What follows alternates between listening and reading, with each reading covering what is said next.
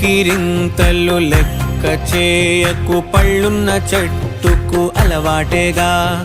కలత చందకు చందమామకే ఏటేట చవితికి నిందలేగా.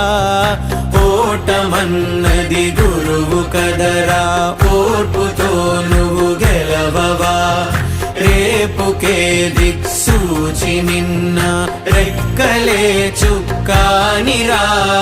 నీరు నేల ఆకాశం నీపై చూపెను పాశం. దారే తప్పిన పాదాలు గాడిన పడితే సంతోషం. తరతరాల చెమట చుక్కలు లాల పోసెను భూమికే. బాధ్యతగా కొనసాగినాదో నైవేద్యమేగా స్వామికే.